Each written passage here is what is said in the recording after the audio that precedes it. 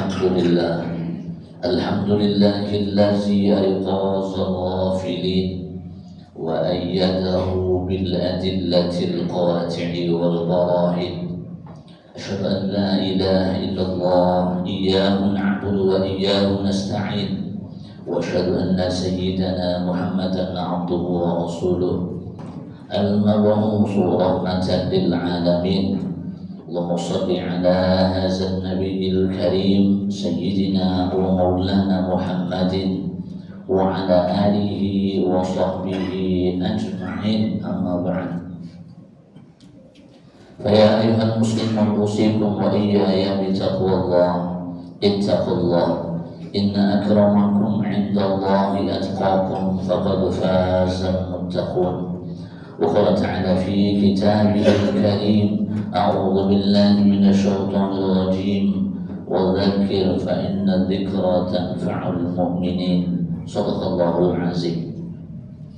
Kaum muslimin jamaah Jumat rahimakumullah, alhamdulillah, bersyukur kita kepada Allah atas segala nikmat yang tercurah. Allahumma shalli wa sallim wa barik ala sayyidina Muhammad ibn Abdillah. Salawat dan salam kita kirimkan kepada baginda Nabi besar Muhammad sallallahu alaihi wasallam.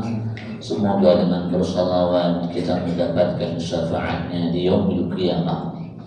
Kaum muslimin ittaqullah, selalulah bertakwa kepada Allah.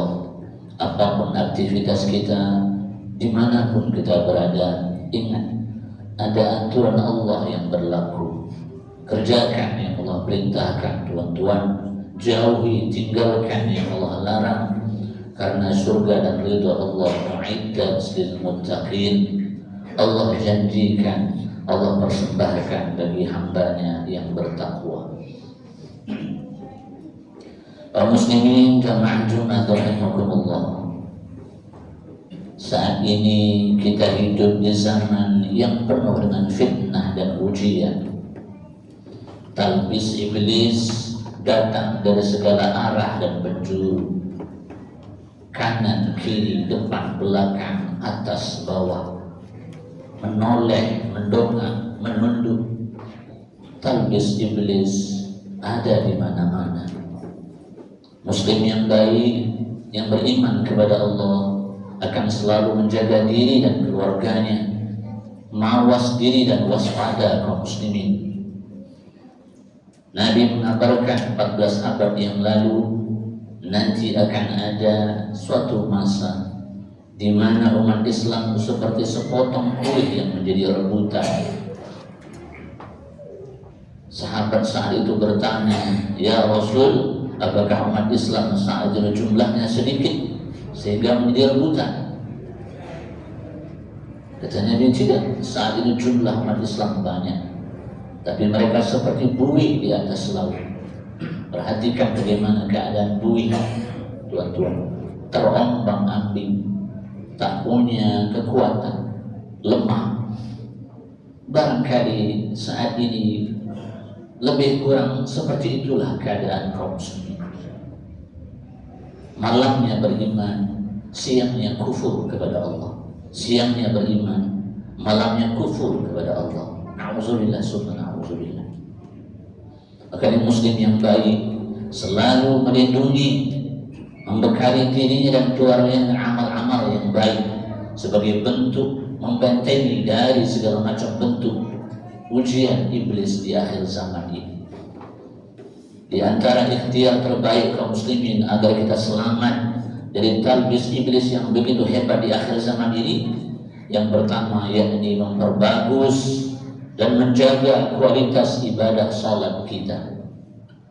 Bukankah Allah sudah menyampaikan dalam Al-Quran, "Inna salata tanha anil fahsya'i wal munkar." Sesungguhnya salat itu kaum muslimin mencegah dari perbuatan keji dan mungkar. Allah yang sudah mengabarkan dalam Al-Quran. Kita harus iman, tuan-tuan. Kalau ada ibadah yang paling efektif membuat kita selamat dari maksiat dan kemungkaran, di antara yang terbaik adalah sholat. Kalau hari ini ada orang terlihat sedang mengerjakan sholat, tapi tetap saja dirinya terjebak dalam perbuatan mungkar dan maksiat. Mari tuan-tuan, periksa kembali ibadah salat kita. Barangkali ada yang kurang di sana. Barangkali ada yang merusak di sana. Barangkali kita tidak masuk orang-orang yang diingatkan Allah, orang-orang yang salatnya sahun, lalai dan lupa. Barangkali kita termasuk orang-orang yang salatnya jauh-jauh dari khasyi'un, khusyuk kepada Allah Azza wa Jalla. Atau jangan-jangan kita termasuk orang-orang yang salatnya rusak, salat dalam keadaan membawa najis, salat dalam keadaan wudhunya yang merusak, tidak sempurna, salat dalam keadaan yang auratnya terlihat. Hari ini masih banyak laki-laki yang ketika dia salat dengan pakaiannya yang sempit, ketika sujud terbuka aurat bagian belakangnya. Hari ini masih banyak orang-orang yang wudhunya bahkan sikunya tak basah. Hari ini masih banyak orang-orang yang ketika buang air kecil atau buang air besar, hadas besar, dia cebok dalam keadaan yang tak sempurna. Dia istinja dalam keadaan yang tak baik. Dia membawa najis dalam sholat. Auzubillah, summa auzubillah. Makanya kaum muslimin, saking pentingnya ibadah sholat, anak yang sudah berumur 10 tahun perintahkan dia sholat.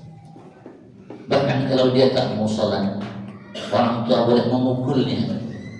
Islam agama yang lembut, tapi urusan sholat Islam boleh memukul anaknya, tapi dengan aturan yang berlaku, dengan pukulan yang tak menyakitkan, pukulan yang menakutkan, yang menimbulkan efek jerah. Sepenting itu kaum muslimin ibadah sholat. Berapa banyak hari ini orang tua yang menanyakan kepada anaknya, "Nak, sudah diajarkan sholat di sekolah?" "Sudah ya." "Coba ayah nak tengok bagaimana sholat. Sholat depan ayah 2 rakaat. Perhatikan bagaimana dia mengangkat tangannya, perhatikan bagaimana dia menaruh kedua tangannya di dadanya, sujudnya, rukuknya." Besok kita akan dihisab kaum muslimin. Kalau ternyata sholat anak-anak kita rusak karena mak bapaknya tak mengajarkannya dengan baik. Di sekolah itu teorinya, prakteknya di rumah bersama keluarganya. Nah, sudah diajar wudhu di sekolah? Sudah ya. Coba wudhu depan ayah. Ayah nak tengok seperti apa wudhumu. Kami sering melihat anak-anak MDA di waktu petang di masjid-masjid. Ketika mereka wudhu, hanya tangan dan wajah saja yang dibasuh. Wudhu tak sah, sholat tak sah. Kaum muslimin ikhwati fillah, ibadah yang menyelamatkan kita dari kemaksiatan dan kemungkaran yang nomor 1 adalah ibadah sholat. Yang kedua kaum muslimin ikhwati fillah, yakni terkait dengan momen saat ini, ibadah yang mungkin siklusnya setahun sekali, tapi di zaman ini ibadah yang satu ini menjadi mustahab, menjadi penting, yakni melaksanakan ibadah kurban. Kaum muslimin, pahala ibadah kurban tak cakap lagi, begitu luar biasanya. Sebanyak bulu binatang yang disembelih. Hitunglah bulu sapi itu kalau sanggup. 2.700.000, 2.800.000, 2.900.000. Harusnya kalau kita mikir bagaimana akhirat nanti, tak ada apa-apa dengan pahala yang begitu luar biasa. Selain pahala yang luar biasa kaum muslimin, yang jauh lebih penting dari itu adalah fadilahnya. Di antara fadilah ibadah kurban kaum muslimin, kita berharap kepada Allah ketika sapi dan kambing itu disembelih, mudah-mudahan tersembelih jugalah sifat hewan yang ada dalam diri kita dan keluarga kita. Bukankah Allah sudah mengingatkan dalam Al-Quran, Allah akan penuhi nanti neraka jahanam dengan jin dan manusia. Kenapa demikian? Ulaika kal an'am, mereka berperangai seperti hewan ternak. Bal hum adall, bahkan mereka lebih dahsyat, lebih rendah, lebih hina dari hewan. Di zaman ini kaum muslimin, bukankah kita melihat bagaimana manusia hari ini taubahnya macam hewan? Lihat bagaimana sifat hewan itu kaum muslimin. Hewan itu kalau makan dia tak tengok-tengok, mau mentah, mau matang ditelannya, mau bersih, mau kotor dimakannya. mau masih segar sudah busuk dikunyahnya. Mau tanaman dia, tanaman orang ditelannya. Itu hewan. Bukankah zaman ini kita melihat manusia, mereka tak peduli dari mana datangnya rezeki yang dia bawa pulang ke rumah. Halalkah, haramkah, milik orangkah? Lantas apa ubahnya kita dengan hewan kaum muslimin? Nasihat ini untuk muhasabah diri. Jangan-jangan saat ini kita sebagai ayah, sebagai suami, begitu cara kita cari rezeki kaum muslimin. Tak ubahnya macam hewan. Maka salah satu ikhtiar kita menghilangkan sifat ini bisa jadi melalui wasilah ibadah kurban. Lihat sifat hewan kaum muslimin. Hewan itu hanya memperhatikan, mendahulukan syahwatnya. Di zaman ini banyak manusia yang karena syahwatnya dia merusak kehormatan orang lain.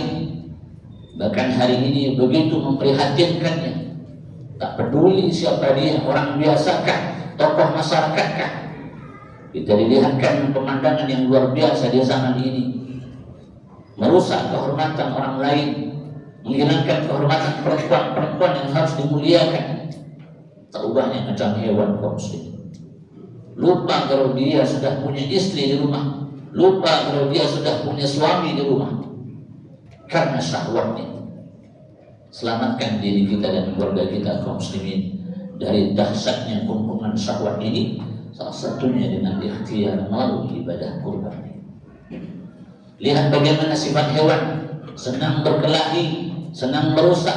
Bahkan untuk urusan syahwat dan makanan, mereka tak segan-segan menghilangkan nyawa, membunuh sesama hewan.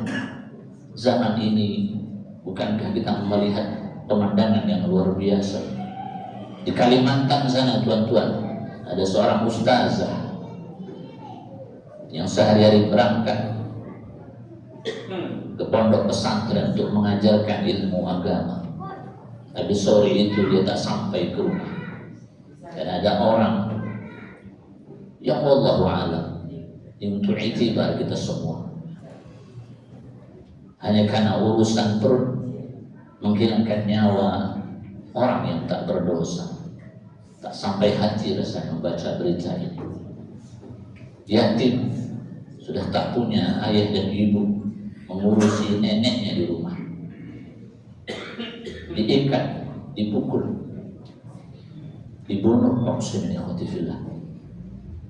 Bayangkan kita kalau itu adik kakak perempuan kita.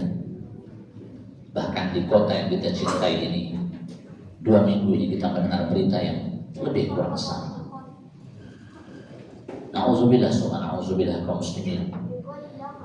Inilah kenapa kemudian rasa-rasanya hari kurban menjadi ibadah yang penting. Wahai para ayah, para suami, kalau ada rezeki tahun ini berkurbanlah. Selain pahalanya yang luar biasa, kita minta kepada Allah jangan sampai kita dan keluarga kita, anak cucu kita ada perangai-perangai hewan yang semacam ini. Dan kita pun mendoakan kaum muslimin, semoga kita dan keluarga dan seluruh kaum muslimin di zaman ini dijauhkan dari sifat-sifat hewan di masa-masa yang akan datang. Kalau ada orang sudah berkurban, dia tak mendapatkan fadilah dari kurban, tak bertambah ketakwaannya, tak hilang sifat-sifat hewannya. Ada beberapa kemungkinan. Yang pertama, dia berkurban dengan rezeki yang haram. Allah tahu kaum muslimin mana kurban yang bersih dengan yang kotor. Yang kedua, dia berkurban bukan untuk menambah ketakwaan mencari ridha Allah, tapi dia berkurban hanya untuk mengharapkan daging kurban. Berapa banyak hari ini orang mengeluh karena ketika Idul Adha daging yang dibawa balik ke rumah sedikit. Ini yang menjadi asbab hilangnya keberkahan daging kurban. Allah tak butuh daging kaum muslimin. Yang Allah butuhkan pengorbanan kita. Allah butuhkan ketakwaan kita dengan wasilah ibadah kurban itu. Terakhir kaum muslimin, agar kita selamat dari dahsyatnya talbis iblis di akhir zaman ini, yakni dengan memperbanyak doa. Di antara doa terbaik yang harus kita baca tiap hari, Allahumma inna nas'aluka salamatan fid din wa afiyatan fil jasad wa ziyadatan fil ilmi wa barakatan fil rizki. Minta kepada Allah agar Allah berikan kita agama yang selamat kaum muslimin. Sebelum minta yang lain-lain, minta rezeki, minta sehat, minta ini itu, yang nomor satu minta kepada Allah agama yang selamat. Sebuah kerugian besar kaum muslimin, kita sukses di muka bumi ini, hebat kita di hadapan manusia, kita dan keluarga kita, tapi agama kita rusak, agama kita menjadi tumbalnya. Nauzubillah summa nauzubillah. Minta kepada Allah agama yang selamat. Kalaupun alhamdulillah Allah titipkan kekayaan itu menjaga agama kita, bukan justru menjauhkan. Kalaupun Allah uji dengan kesulitan, kesempitan, kemiskinan, rezeki kita sampai merusak agama kita. Doa yang nampaknya sepele, tapi begitu dahsyat dan hebatnya. Minta juga sehat badan, minta juga berkah rezeki yang berkah, menggiring kita kepada ketaatan kepada Allah Azza wa Jalla. Tentu banyak lagi doa-doa yang lain yang bisa kita minta kepada Allah. Tadahkan tangan ke langit kaum muslimin, dialah yang muqallibal qulub, membolak-balikkan hati. Minta kepada Allah agar kita selalu istiqomah, selalu taat kepada Allah Azza wa Jalla, dan berakhir dengan kematian yang indah, husnul khatimah. Fa'tabiru ya ulil absar la'allakum turhamun. Barakallahu li wa lakum fil Qur'anil azim wa nafa'ana bihi wa iyyakum bima fihi minal ayati wa dhikril hakim. Wa taqabbalallahu minni wa minkum tilawatahu innahu huwal ghafurur rahim.